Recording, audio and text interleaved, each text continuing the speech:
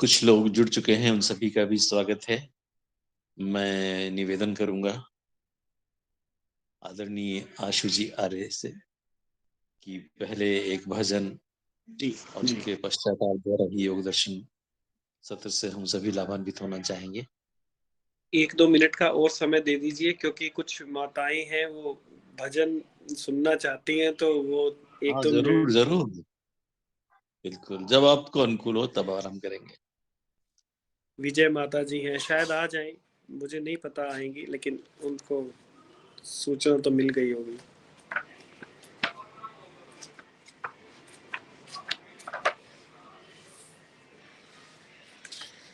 पिछला योग दर्शन सत्र भी हमने यूट्यूब पर अपलोड किया है। उसके साथ भजन भी है। जो भी इच्छुक हों वे एक बार पुनः उसे देखकर लाभान्वित हो सकते हैं। तो आपने ब्रॉडकास्ट में डाल दिया होगा। हाँ जी, बिल्कुल। मुझे तो जयपुर से फोन आया किसी का, वो आपको जानते होंगे, सुनील जी के माध्यम से शायद जानते होंगे। तो उन्होंने कहा कि आपने स्टेटस पे लगा रखा था। तो मैंने कहा मुझे तो नहीं पता, आपने स्टेटस पे लगाया होगा आपने। हाँ जी, बिल्कुल लगा रखा है स्टेटस पे।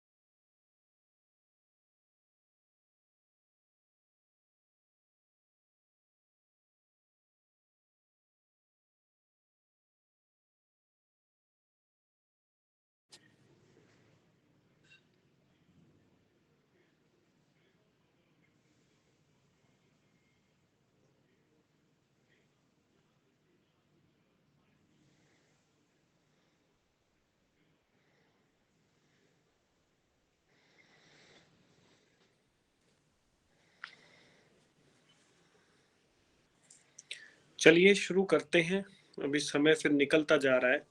जी हाँ, जी हाँ। ठीक है,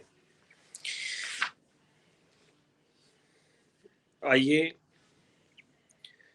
उस परमपिता परमात्मा के निज नाम मुख्य नाम ओम का स्मरण करते हैं।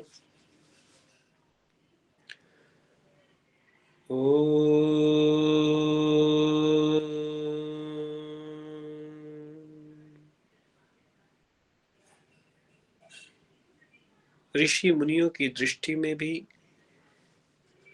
व्याकरण के अनुसार भी, विद्वानों के कथन के अनुसार भी ओम की बहुत महिमा बताई गई है। आइए उस ओम की महिमा का गुणगान करते हैं।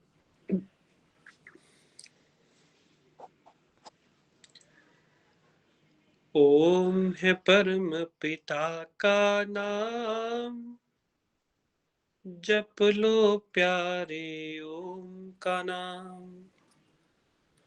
ओम है परम पिता का नाम, भज लो प्यारे ओम का नाम। ओम का है वेदो वरदान, ओम का नाद है ब्रह्म समान। ओम है वेदों का वरदान, ओम का नाद है ब्रह्म समान। ओम है जीवन ओम है प्राण, ओम में रहते स्वयं भगवान। ओम है जीवन ओम है प्राण, ओम में रहते स्वयं भगवान। ओम को सुमिरो आठों याम, भज लो प्यारे ओम का नाम। ओम को सुमिरो आठों याम, भज लो प्यारे ओम का नाम। ओम है परम पिता का नाम, भजले प्यारे ओम का नाम। ओम की ध्वनि है अति पावन, ओम का मंत्र है मन भावन। ओम की ध्वनि है अति पावन, ओम का मंत्र है मन भावन। ओम का अक्षर है अनुपम, ये सृष्टि का शब्द प्रथम। ओम का मंत्र है मन भावन, ओम का अक्षर है अनुपम। इस पे निछावर शब्द तमाम, भज लो प्यारे ओम का नाम। इस पे निछावर शब्द तमाम, भज लो प्यारे ओम का नाम। ओम कहो ओमकार कहो, शब्द ये बारंबार कहो। ओम कहो ओमकार कहो, शब्द ये बारंबार कहो। ओम की महिमा अपरंपार, ओम करेगा बेड़ा पार। ओम की महिमा अपरंपार, ओम करेगा बेड़ा पार। ओम जीतेंगे जीवन संग्राम, भज लो प्यारे ओम का नाम। जीतोगे जीवन संग्राम, भज लो प्यारे ओम का नाम। ओम है परम पिता का नाम, भज लो प्यारे ओम का नाम।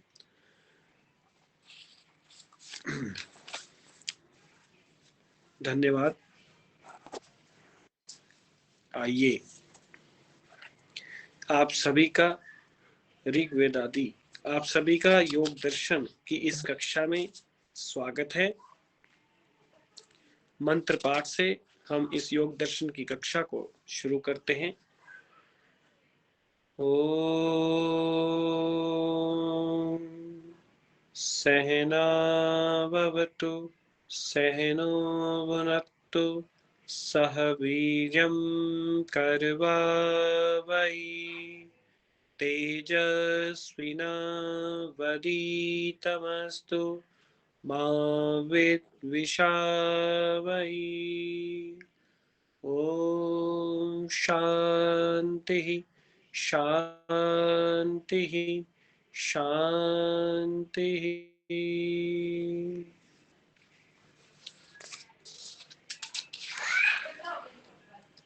हमने पिछले सूत्रों में महर्षि पतंजलि द्वारा जो लाभ प्राणायाम के हमको बताए गए उसके बारे में पढ़ा। प्राणायाम के जो लाभ हैं उसको हमने पिछली कक्षा में बिंदुओं के रूप में भी पढ़ा। प्राणायाम को पिछले सूत्रों में सबसे बड़ा तप बताया गया।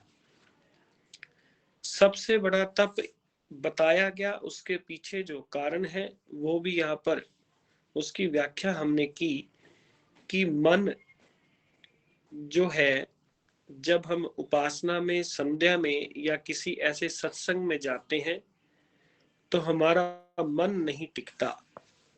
ये आरोप हम अपने आप को देते हैं, मन पर लगाते हैं। मन जड़ है, वह स्वयं कहीं नहीं जाता। उसको भेजने वाला चेतन है आत्मा। सूत्रों के माध्यम से ऋषि पतंजलि ने हमें स्पष्ट कर दिया कि यह आत्मा जो मन को भेजता है किसी विषय को उठाने के लिए, प्राणायाम केवल और केवल एक ही ऐसा एकमात्र साधन है। 3 प्रकार के जो प्राणायाम हैं जिससे हम मन को एक स्थान पर लगा सकते हैं, टिका सकते हैं, जिसको बताया गया कि धारणा कहते हैं। मन को एक स्थान पर स्थित करना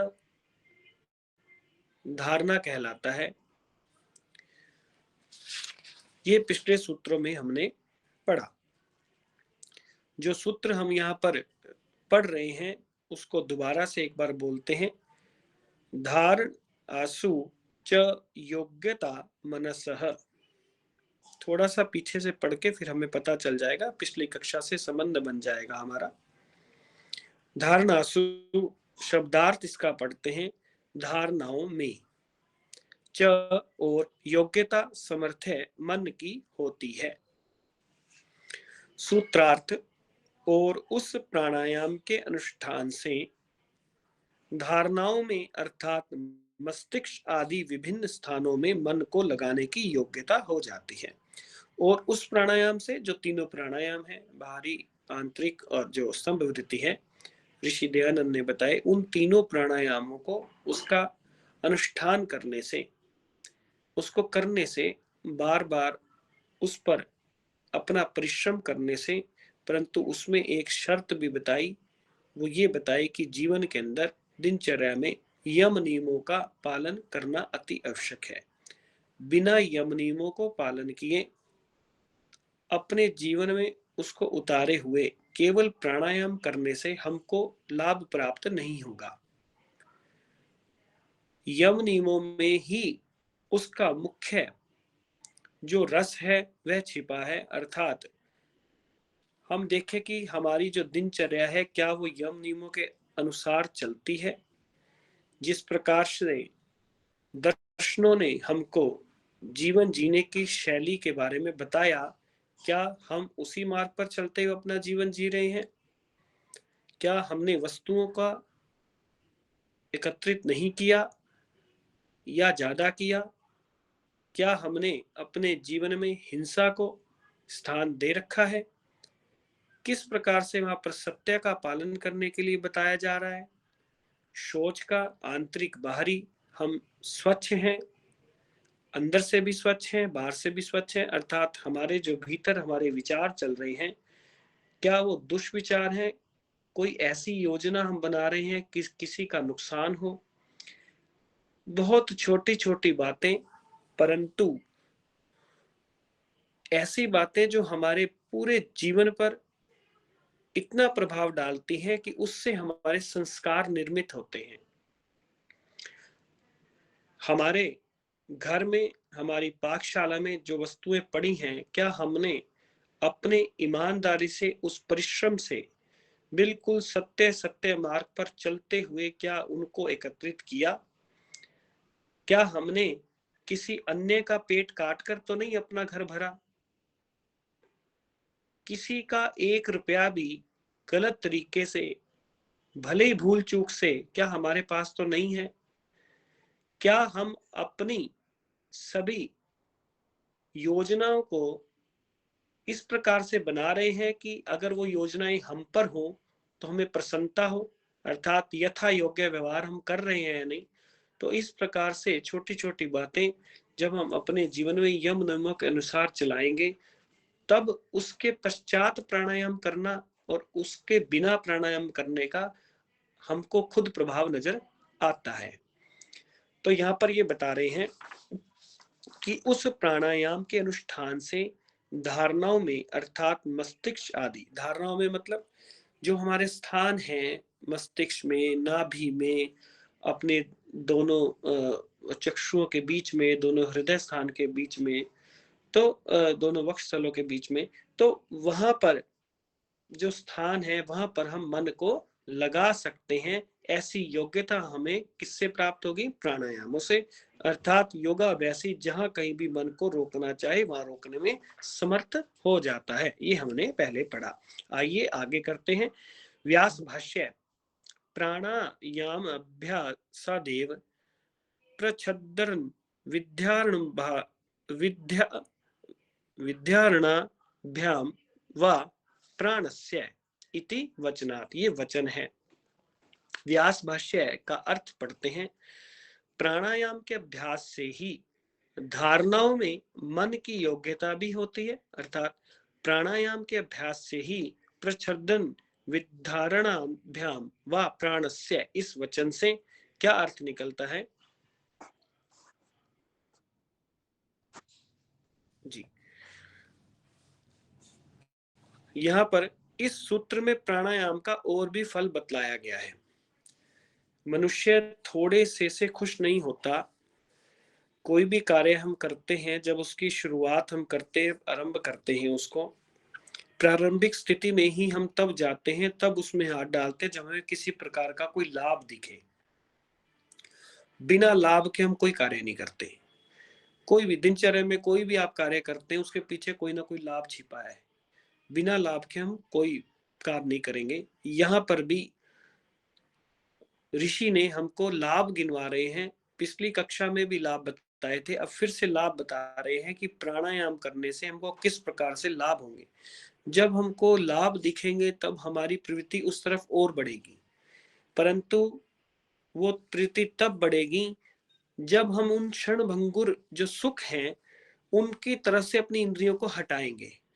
अभी तो हमको लाभ और किसी अन्य वस्तु में दिखता है। इस कक्षा से अन्यत्र किसी और वस्तु में जब हमारा जो मन टिका हुआ है कि इस कक्षा के बाद हमें ये करना है, वो करना है, अभी हमारा ये वाला कार्य बचा हुआ है, हमने वहां जाना है, तो जब तक यहाँ पर यही बता रहे हैं कि मन को हम साधते नहीं हैं, तो इसके लाभों को हम जानते नहीं है, तब तक हम ये कार्य क्यों करेंगे। तो यहाँ पर उनके लाभ को बताया जा रहा है। चित्त को किसी स्थान पर रोक देना धारणा है, ये ऊपर बताया गया। प्राणायाम अभ्यासादेव प्रचोदन विधारणाभ्याम व प्राणस्य इति वचनात्। ये व्यास भाष्य, इसमें बताया गया फल बताया गया है। क्या फल प्राप्त होता है? चित्त को किसी में रोक देना धारणा है। ये पिछली बारी भी बताया था कि चित्त को, मन को, बुद्धि को एक स्थान टिका देना, एक ही स्थान पर केंद्रित रखना, वो धारणा कहलाती है। प्राणायाम करने से मन में एक विशेष सामर्थ्य उत्पन्न होता है। प्राणायाम करने से मन के अंदर यह सामर्थ्य उत्पन्न होता है कि वह एक जगह, एक स्थान पर धारणा हम लगा सकें। उससे योगी जहां भी धारणा करना चाहता है उसको सफलता मिलती है। प्रचद्रन विधारणाभ्याम व प्राणस्य, इस सूत्र में प्राणायाम के अनुष्ठान से मन की स्थिरता बतलाई गई है। ये मन ही सबसे बड़ी बाधा है। मन पर ही यहाँ पर जोर दिया गया है। यहाँ पर ऋषि ने ये नहीं कह दिया कि तुम्हारी बाजू बार बार हिलती है, तुम बार बार अपने बालों को ठीक करते हो, पलक झपकते हो, उसका कुछ समाधान बता दे। नहीं, यहाँ पर क्या बताया जा रहा है, जो हमारी आंतरिक बाधा है। बाहरी बाधाओं को तो हम किसी ना किसी रूप में उसका निवारण कर कर बैठते हैं। जैसे हम अभी कक्षा ले रहे हैं, तो कुछ कुछ हमने सभी को निर्देश दे रखा है कि आपकी आवाज इस कमरे में ना आए, हम ठीक से बैठे, अपना जल लेकर बैठे हैं, कुछ ऐसा लेकर बैठे हैं कि कुछ हमको अगर बोलने में समस्या होती है तो वो ठीक हो जाए। तो मतलब हमें शीत ना लगे, ठीक से बैठे हुए। ये है बाहरी बाधाएं जिनका हम कुछ कुछ निवारण करके बैठते हैं। परंतु आंतरिक जो बाधा है उसको कैसे ठीक करके बैठे, वो यहाँ पर बता रहे हैं। इस सूत्र में प्राणायाम के अनुष्ठान से मन की स्थिरता बतलाई गई है। सत्यार्थ प्रकाश में प्राणायाम के लाभ भी बतलाए हैं। तो सत्यार्थ प्रकाश में प्राणायाम के लाभ भी बताए ऋषि ने।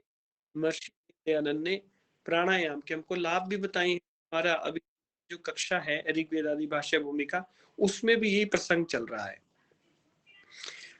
प्राणायाम के विषय में महर्षि दयानंद सरस्वती एवं महर्षि मनु के प्रमाण, अब वो प्रमाण दे रहे हैं कि क्या है। जब मनुष्य प्राणायाम करता है तब प्रति क्षण उत्तरोत्तर काल में अशुद्धि का नाश और ज्ञान का प्रकाश हो जाता है। जब व्यक्ति प्राणायाम करता है, यहां बता रहे हैं, तब प्रति क्षण, हर क्षण, उत्तरोत्तर काल, हर क्षण काल में, मतलब जो समय प्राणायाम वो कर रहा है, हर क्षण सभी काल में अशुद्धि का नाश। अशुद्धि कौन सी? जो हमारे मल हैं। मल कौन से? जो हमारी अविद्या है। नाश और ज्ञान का प्रकाश होता है। पिछले बताए गए ना कि अशुद्धियां कौन सी हैं। एक तो बाहरी शुद्धि होती है, एक आंतरिक अशुद्धि होती है। तो बाहरी शुद्धि भी होती है इससे, और परंतु आंतरिक अशुद्धि जो हमारी चित्त एक जगह पर नहीं टिकता, हमारा जो मन है वो स्थान स्थान पर भटकता है, कभी किसी विषय को पकड़ लेता है, कभी किसी विषय को पकड़ लेता है, स्वयं नहीं पकड़ता, हम उसको पकड़वाते हैं। तो यहाँ पर बता रहे हैं कि वो जो अशुद्धि है उसकी, जो हमारे अंदर अज्ञान है, अज्ञान क्या है सबसे बड़ा, जिस वस्तु में हमें सुख दिखाई दे रहा है, इस कक्षा के अतिरिक्त, इस ज्ञान के अतिरिक्त जिस वस्तु में हमको सुख दिखाई दे रहा है, क्या वो सुख है? हम तत्व ज्ञानी हैं, वो सुख जो है उसमें मिश्रित है दुख। तो यहाँ पर बताया जा रहा है कि जो अशुद्धि है, अर्थात हमारी आत्मा के ऊपर जो आवरण है, हम कहते हैं कि आत्मा शुद्ध बुद्ध है, तो वो जो आवरण है वो शुद्धि का नाश करता है और ज्ञान का प्रकाश होता है। जब तक मुक्ति ना हो तब तक उसके आत्मा का ज्ञान बराबर बढ़ता रहता है, जब तक उसकी मुक्ति ना हो। मुक्त किससे होता है? आत्मा किससे मुक्त होगा? यहाँ पर इस बारे में अगर हम विचार करेंगे तो हम उत्तर ईश्वर से प्राप्त करते हैं। जब उसके सानिध्य में बैठकर ये विचार, ये प्रश्न ईश्वर के सामने रखते हैं कि आत्मा का ज्ञान बराबर बढ़ जाता है जब तक मुक्ति ना हो। मुक्ति किससे प्राप्त होती है? मुक्ति होती है प्राप्त अविद्या से। जो अविद्या के बंधन में वह बंधा हुआ है, सशरीर भी उसकी मुक्ति होती है। शरीर छोड़ने के पश्चात जो मोक्ष प्राप्त होता है, अभी उस विषय को यहाँ पर मत लाइए, वो अलग है, वो भी है यहाँ पर, परंतु सशरीर भी मुक्ति होती है। कैसे होती है? जो व्यक्ति अपने जीवन में अपनी अविद्याओं को, अपनी पांचों विद्याओं को समाप्त कर देता है, दग्ध बीज कर देता है, वो सशरीर भी मुक्त हो जाता है। ऐसा वेदों का कथन है, विद्वानों का कथन है। जब तक मुक्ति ना हो तब तक उसके आत्मा का ज्ञान बराबर बढ़ता जाता है, क्योंकि आत्मा जो है वह शरीर में तो बंधा हुआ है, परंतु इस शरीर में बंधे होने के बाद भी वह पांचों विद्याओं से भी बंधा हुआ है। इस शरीर में रहकर अगर उन पांचों विद्याओं को भी दग्ध बीज कर देता है तो सशरीर भी मुक्त हो जाता है। फिर उसको राग द्वेष से ऊपर उठ जाता है। तो जब तक उसका जीवन चलता है ठीक है, उसके बाद उसकी मोक्ष की प्राप्ति हो जाती है। आगे पढ़ते हैं। देहांते धमायमानानां धातूनां च यथा मलः तथेन्द्रियाणां दध्यन्ते दोषाः प्राणस्य निग्रहात्। ये मनुस्मृति का वचन है। इसका अर्थ पढ़ते हैं। जैसे अग्नि में तपाने से सुवर्ण आदि धातुओं के मल नष्ट होकर शुद्ध होते हैं, वैसे प्राणायाम करके मन आदि इंद्रियों के दोष क्षीण होकर निर्मल हो जाते हैं। तो ठीक है, स्पष्ट बात है, साधारण बात यहाँ पर बताई जा रही है, जो हम समझ सकते हैं कि जो सोना है, तपिश से ही उसमें निखार आता है, उसके सारे जो मिलावट है अलग हो जाती है।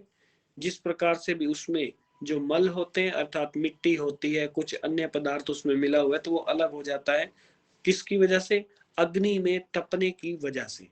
अग्नि में तपना यहाँ पर किसका सूचक है? प्राणायाम वाला तप करना। प्राणायाम के तप से हम मन आदि इंद्रियों के दोष क्षीण होकर निर्मल हो जाते हैं। उधर जो अग्नि है वो सोने को शुद्ध कर रही है।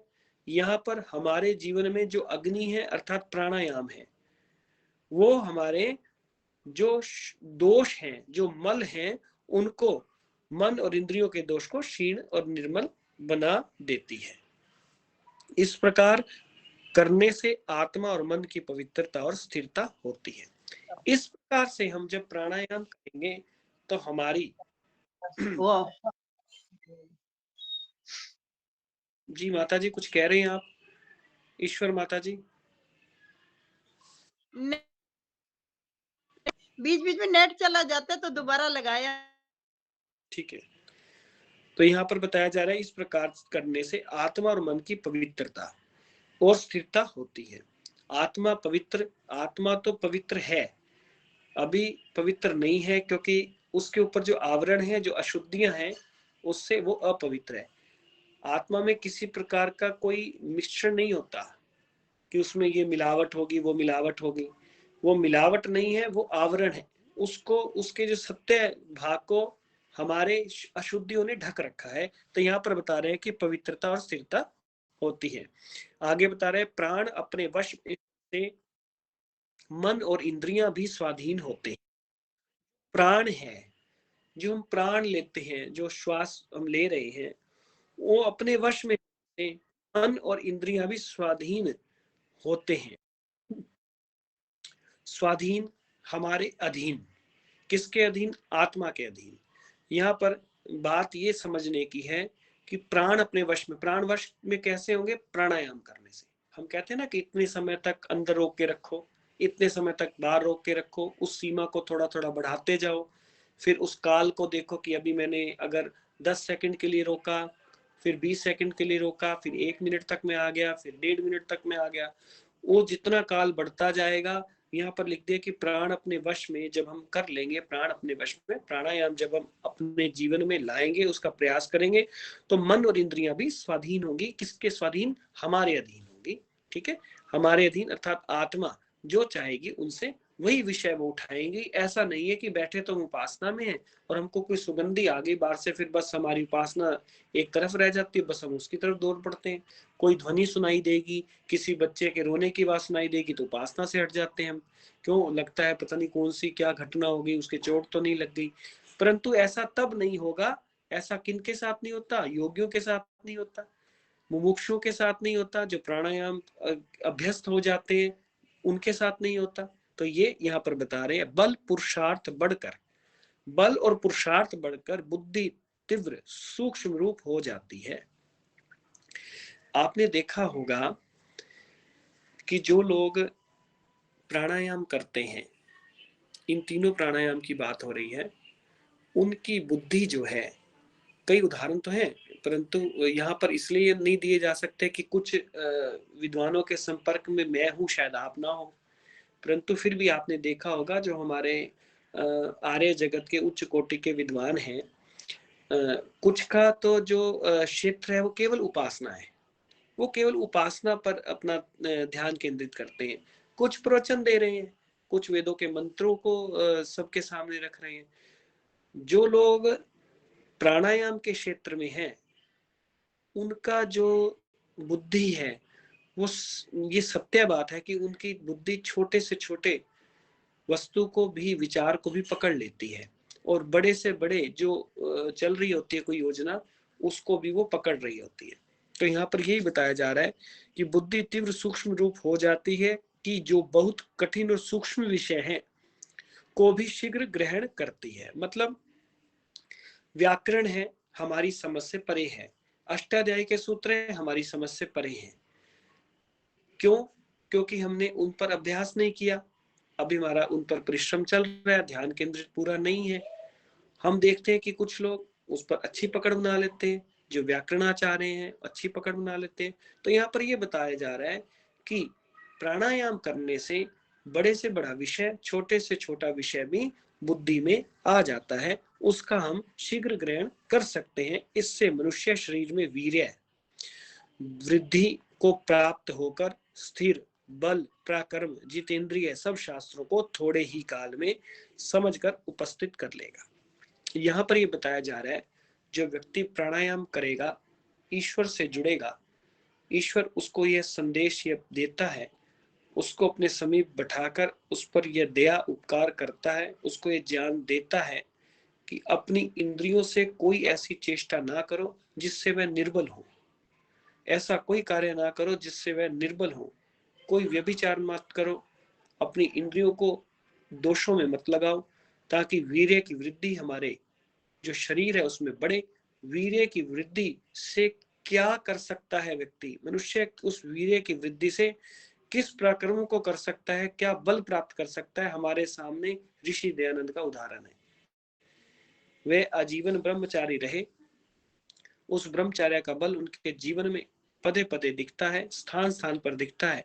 कई घटनाएं ऐसी हैं जो केवल और केवल उनके, हम अगर लगाएं जीवन के उस भाग में जहां पर दिखता है कि हाँ, ऋषि ने ब्रह्मचार्य का जो ऋषि में बल था वह सबके सामने है। कई घटनाएं ऐसी। तो यहाँ पर यही बताया जा रहा है कि मनुष्य शरीर में वीर्य वृद्धि, जो वीर्य की वृद्धि होगी प्राप्त होकर स्थिर बल, बल में स्थिर होगा, सदैव उसको कहते हैं ना एक्टिव रहना, सदैव एक्टिव रहेगा। ऐसा नहीं है कि हम सुबह कार्य करते हैं, शाम तक हम बिल्कुल ऐसे हो जाते हैं कि बस अब हमें एक स्थान ऐसा दे दो कि हम अब आराम करना चाहते हैं। लेकिन कई लोग ऐसा नहीं होते, कई लोग ऐसे नहीं होते, वो सारा दिन अपने उसी में रहते हैं, स्थिर बल में, प्रकर्म जितेंद्रिय, सब शास्त्रों को थोड़े ही काल में समझ कर उपस्थित कर लेगा। ये सत्यार्थ प्रकाश में तृतीय समोल्लास में ऋषि दयानंद ही हमको बता रहे हैं, परंतु उनकी विशेषता भी ये देखिए कि उन्होंने अपना उदाहरण नहीं दिया। आज हम उनका उदाहरण देखते हैं, और ये बिल्कुल सत्य उदाहरण है। ऋषि के जीवन को देखकर इस सूत्र की पूरी वहां पर जो सत्यापना है वो हम कर सकते हैं कि हाँ, ये सूत्र उनके जीवन में स्थित था। उनके जीवन के अंदर हम देखते हैं कि जो वीर्य वृद्धि अर्थात उनका जो बल था, उन्होंने किसी प्रकार से उसको नष्ट नहीं करा, ईश्वर को जानने में अपना पूरा बल लगा दिया। तो तभी उन्होंने जितेंद्रिय होकर सब शास्त्रों में थोड़े ही काल में विजय प्राप्त कर ली। सत्यार्थ प्रकाश को लिखने के लिए उन्होंने हजारों शास्त्रों को, पुस्तकों को पढ़ा, तब जाके उन्होंने सत्यार्थ प्रकाश की रचना की। और ऋग्वेद आदि भाष्य भूमिका को आप देखिए कि क्या उन्होंने उसके अंदर उनका प्रकर्म दिखता है, उनका ईश्वर के प्रति जो संबंध है, और ईश्वर ने भी उनको कितनी समीपता से ये ज्ञान को दिया, ये वहां पर ऋग्वेद आदि भाष्य भूमिका में हम देख सकते हैं। इन चारों का अनुष्ठान इसलिए है कि जिससे चित्त निर्मल होकर उपासना में स्थिर रहे। इन चारों का जो प्राणायाम बताए गए वहां पर बता रहे हैं कि इनका इसलिए है कि चित्त निर्मल होकर उपासना में स्थिर रहे। जो चित्त है हमारा बिल्कुल शांत, जो उसकी दौड़ है सभी दिशाओं में चलती है, सभी क्षेत्रों में, सभी इंद्रियों को अपने विषयों में लगवाने वाला, वो निर्मल होकर शांत होकर उपासना में स्थिर रहे। अर्थात हमारी उपासना पूरी हो जाए, उस उपासना में जो लाभ हम प्राप्त करना चाहते हैं, ईश्वर के आनंद को, वह हम प्राप्त कर सके। ये कहाँ से लिया गया? ऋग्वेद आदि भाष्य भूमिका उपासना विषय जो उसका अध्याय है।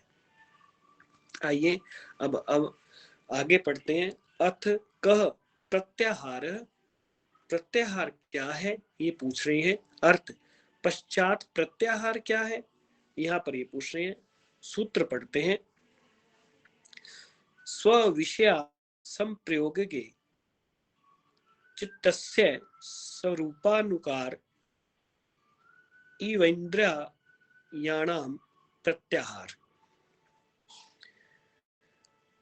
शब्दार्थ पढ़ते हैं। स्व विषय असंप्रयोगे, सप्रयोगे, अपने अपने विषयों के साथ संबंध न होने पर, चित्तस्य स्वरूप अनुकार, रुके हुए चित्त के स्वरूप के, इव तुल्य, इंद्रियों का अनुकरण रुक जाना प्रत्याहार कहलाता है। अब इस सूत्र का यहाँ पर अर्थ हमारे सामने रखा है। शब्दार्थ जो है, हम सूत्र के सूत्रार्थ को पढ़ते हैं बाद में, पहले इसको समझने का प्रयत्न कर रहे हैं। यहाँ पर ये बता रहे हैं सूत्र में कि अपने अपने विषयों के साथ जो हमारी इंद्रियां हैं, कर्ण इंद्री ध्वनि को सुनती है, रसना जीभ, आंखें दर्शन करती हैं, इस प्रकार से जो हमारी ज्ञान इंद्रियां हैं, जो भी हमारी इंद्रियां हैं, ज्ञान इंद्रियां, कर्म इंद्रियां, रुको हुए अपने अपने विषय के संबंध ना होने से, मतलब वो अपने विषय में नहीं रहती। अर्थात हम उपासना में बैठे हैं, हम अगर प्राणायाम में अभ्यस्त हैं, हमने वह सिद्धि वो स्तर प्राप्त कर लिया है, तब हम उपासना में बैठे, हमको किसी प्रकार की जो ध्वनि है, कोई पीछे से आवाज आ रही है, कोई सुगंधी आ रही है, कोई दृश्य हमारे बंद आंखों में भी हमारे सामने अगर चलता है, हम उससे प्रभावित नहीं होंगे। अर्थात हमारा जो मन है वह स्थिर रहेगा। यहाँ पर यह बताया जा रहा है कि उनसे ना संबंध, अपनी अपनी इंद्रियों से जो इंद्रियों का विषय है उससे संबंध नहीं रहता। ठीक है। और रुके हुए चित्त के स्वरूप में इंद्रियों का अनुकरण प्रत्याहार कहलाता है। इंद्रियां अपने विषय से हट जाती हैं, उसको यहाँ पर बताया जा रहा है कि प्रत्याहार कहते हैं। उसको और थोड़ा जाकर समझते हैं क्या कह रहे हैं सूत्रार्थ में। इंद्रियों का अपने विषयों के साथ संबंध ना होने से चित्त के अनुसार होना प्रत्याहार कहलाता है। अब यहाँ पर बता रहे हैं इंद्रियों का जो विषय है उससे उसका संबंध नहीं रहता, और जहां हम चाहें वहां पर अपने मन की धारणा को, उन इंद्रियों को हम लगा सकते हैं। उन विषयों को हटाकर उनके उनके विषयों से हम अपने मन को एक स्थान पर एकाग्र कर सकते हैं, वह प्रत्याहार कहलाता है। व्यास भाष्य पढ़ते हैं। स्व विषय संप्रयोगा भावे चित्त स्वरूपानुकार इवेति चित्त निरोधे चित्तवंती न रुद्धानि इंद्रियाणि नेत्रेन्द्रिय जय वधुपायांतरम पेक्षन्ते यथा मधुकर राजम मक्षिका उत्पन्नम नुत्यपन्ति निविशमान मनुनि विशन्ते तथे इंद्रियाणि चित्त निरोधे निरुधा नित्य प्रत्याहारः। यहाँ पर इसका व्यास भाष्य पढ़ने का प्रयत्न करते हैं। इंद्रियों का अपने अपने विषयों के साथ संयोग ना होने पर, इंद्रियों का अपने अपने विषयों के साथ संयोग ना होने पर चित्त के स्वरूप का अनुकरण करना, अर्थात चित्त के निरुद्ध होने पर चित्त के समान इंद्रियां निरुद्ध हो जाती हैं। इतर इंद्रिय जय के समान दूसरे उपाय की उपेक्षा नहीं रखती।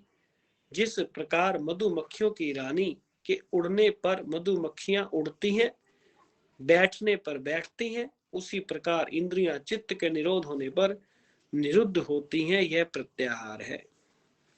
आप सभी ने योग दर्शन में पहले या दूसरे सूत्र में एक सूत्र पढ़ा था, योगश्चित्त वृत्ति निरोधः। ये हमने सूत्र पढ़ा था। आप सभी का वीडियो बंद है या मुझे बंद नजर आ रहा है?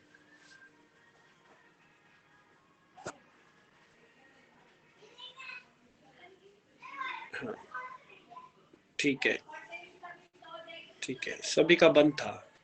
ठीक है, मैं अकेला ही तो नहीं हूं कक्षा में कहीं? जी जी,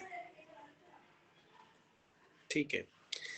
चलिए, यहाँ पर हम इस बारे में विचार कर रहे हैं कि हमने एक सूत्र पढ़ा था पहले पूर्व में, योगश्चित्त वृत्ति निरोधः। ये सूत्र हम पढ़ते आए हैं। यहाँ पर यह बताया जा रहा है कि इंद्रियों का अपने अपने विषयों के साथ संयोग ना होने पर, कर्ण इंद्री कोई ध्वनि नहीं सुन रही, आंखें दर्शन नहीं कर रही, हाथ पैर किसी प्रकार की कोई चेष्टा नहीं कर रहे, अर्थात चित्त के निरुद्ध होने पर जब हमारा मन एक स्थान पर लगा लेते हैं, हम आत्मा मन को यह निर्देश देती है कि एक स्थान पर हमने उसको टिका लिया, तब जो हमारी इंद्रियां हैं वह भी ऐसा दुस्साहस नहीं कर पाती कि वह अपने अपने विषय में जाएं। यहाँ पर यह बताया जा रहा है, अर्थात मन ही इंद्रियों को काम लगाता है, मन ही कुछ ऐसा विचार, कुछ ऐसी चेष्टा उठाता है कि इंद्रियां फिर उस विषय में लगती हैं। तो यहाँ पर हमने मन को ही रोक दिया, और मन के रुकने से इंद्रियां भी निरुद्ध हो गई। मन के निरुद्ध होने से इंद्रियां भी निरुद्ध हो गई। निरुद्ध अर्थात रोक देना। यहाँ पर रोक देना किसको कहा गया? चेष्टाओं को, इच्छाओं को, अपने अपने विषयों को रोक देना। तो यहाँ पर ये बता रहे हैं, जब योगाभ्यासी ने प्राणायाम के माध्यम से अपने मन को काबू में कर लिया, मन को अपनी धारणा में एक स्थान पर धारण कर लिया, उसके बाद जो इंद्रियां हैं वह भी अपने विषय से हट जाकर उसको भी किसी प्रकार की कोई चेष्टा नहीं रहती। जैसे उदाहरण दिया गया, जो रानी मधुमक्खी है वो जब उड़ती है पीछे सारी उड़ जाती है, जब बैठती है तो सभी बैठ जाती हैं। बड़ा अच्छा उदाहरण यहाँ पे दिया गया। अगर मन चलेगा तो सारी इंद्रियां भी इधर उधर विचलित होंगी, भागेंगी, अपने अपने विषयों को देखेंगी, उपासना नहीं हो पाएगी, मन एकाग्र नहीं हो पाएगा, चित्त में बहुत प्रकार से हमारी विचार उठेंगे। तो यहाँ पर यही बताया जा रहा है कि जिस प्रकार मधुमक्खियों की रानी उड़ने पर मधुमक्खियां उड़ती हैं, बैठने पर बैठती हैं, उसी प्रकार इंद्रियां जो हैं चित्त के निरोध होने से निरुद्ध होती हैं और प्रत्याहार इसी को कहते हैं। मन को एक जगह पर टिकाना, एक जगह पर धारणा लगाना, उसके बाद हमारी इंद्रियां अपने विषयों से हट जाती हैं क्योंकि मन ही उनको विषय पर लगाता है। तो यहाँ पर ये बताया जा रहा है कि मन को हमने काबू कर लिया, रानी मधुमक्खी को काबू कर लिया, तो फिर हम सभी छत्ते को काबू कर पाएंगे। तो इसी को प्रत्याहार कहते हैं। आइए थोड़ा सा और आगे पढ़ते हैं। इस सूत्र में प्रत्याहार का लक्षण किया है। प्रत्याहार को और बता रहे हैं, इंद्रियों का अपने अपने विषयों में संबंध ना रहने पर वे चित्त का अनुकरण करती हैं। मतलब जब चित्त एक स्थान पर टिक गया, इंद्रियां अपने विषय से हट गई, तो जो इंद्रियां हैं वो मन का अनुकरण करेंगी। जैसा वो कहेगा, मतलब जैसा आत्मा मन को निर्देश देगी वैसा ही वो आगे कार्य करेंगी। जब चित्त निरुद्ध हो जाता है तो इंद्रियां भी रुक जाती हैं। यहाँ पर आप कोई भी मन को चेतन मत ले लेना, मन जड़ ही है, आत्मा ही उसको निर्देश दे रही है। जब चित्त निरुद्ध हो जाता है तो इंद्रियां भी रुक जाती हैं। चित्त बैठ गया एक स्थान पर, हमने एक स्थान पर अपने मन को टिका लिया। जैसे हम उपासना में बैठे, हमने विचार किया कि ईश्वर का न्यायकारी गुण के बारे में हम विचार अपना करेंगे, उस पर ध्यान केंद्रित करेंगे। आज हम उपासना में ईश्वर न्यायकारी है, वह किस प्रकार से न्याय करता है, उसका न्याय में किसी प्रकार की कोई त्रुटि है या नहीं है, इस पर हम अपनी उपासना वाले काल में ईश्वर का नाम लेंगे, उसके सानिध्य में बैठकर उससे प्रार्थना करेंगे कि हमको ये ज्ञान प्राप्त हो। जब हम अपने मन को केवल इस धारणा में लगा देंगे कि हमें अब यही कार्य करना है, तो इंद्रियां किसी भी विषय में नहीं जाएंगी। जब मन हमारा एक स्थान पर लगा होता है, कि हम देखते हैं लौकिकता में हमारा मन कहीं और लगा हुआ है, हम चला गाड़ी रहे हैं लेकिन मन हमारा है कि जहां हमने पहुंचना है उसकी पूरी योजना हमने बना ली, उस तरफ हम गाड़ी चला रहे हैं। जो हमारी कर्म इंद्रियां वो अपना कार्य कर रही हैं, परंतु मन अलग ही कोई कार्य कर रहा है।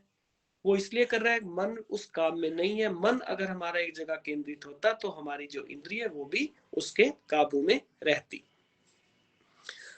यह प्रत्याहार है, इसकी सिद्धि होने पर एक एक इंद्रिय को वश में करने के लिए भिन्न भिन्न अभ्यासों की आवश्यकता नहीं रहती। ऐसा नहीं है कि मन को हमने जब अपने काबू में कर लिया, उसके बाद हम कहें कि अब आंखों को अलग करो, अपने कानों को अलग काबू करना पड़ेगा, हाथों को, पैरों को।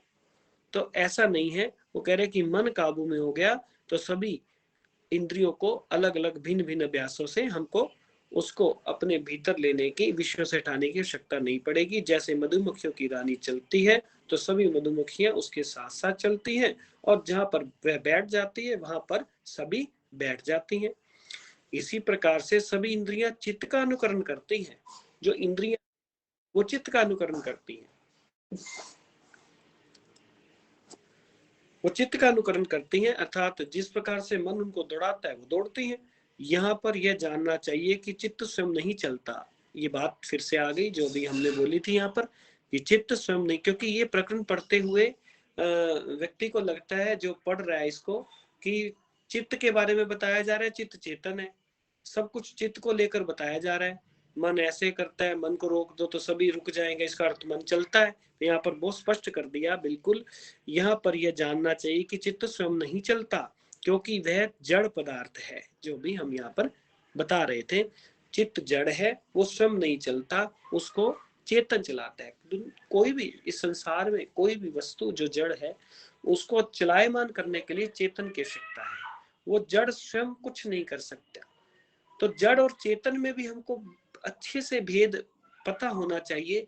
हम सभी स्वाध्यायशील हैं, हम भी इतना होने के बाद भी कुछ लोग ऐसा कह देते हैं कि मन नहीं टिकता, पता नहीं अपने आप पे ही चला जाता है। तो हमें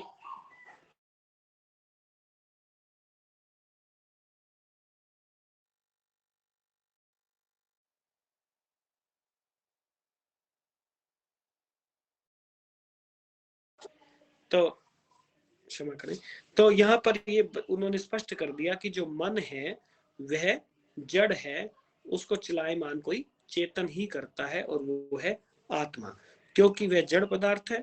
कारण गुण पूर्वक कार्य गुणो दृष्टतः, जैसे कारण में गुण होते हैं वैसे ही उसके कार्य में भी। अभी विषय थोड़ा आगे अलग से है तो इसको हम अगली बार से लेंगे। अभी यहाँ पर हमारा समय हो गया। आप सभी का बहुत बहुत धन्यवाद, आपने दत्तचित्त होकर यहाँ से कुछ सुनने का प्रयास किया। आप सभी का पुनः धन्यवाद जी।